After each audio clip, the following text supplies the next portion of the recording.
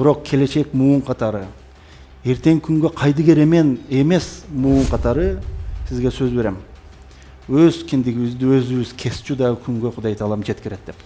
Айтканыңызды Билдик, жазып чыктым.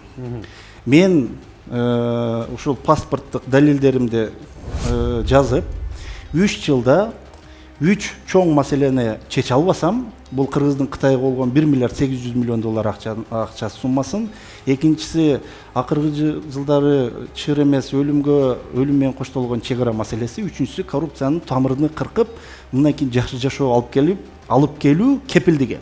Эгер мен ушул 3 жылда 3 чоң маселени чече албасам, өз ыктыярым менен кетем. Өз ыктыярым менен кеткеним аз келгенсип, 3 жылдык элдин өмүрүнөн урдагандыгым үчүн мен Кыргыз Республикасынын мыйзамы кандай жоопко тарта турган болсо, жон терим менен тартканга макулмун деп, монтип өзүмдүн тил катым, өзүмдүн паспорттук далилдерим өзүм колтомгон.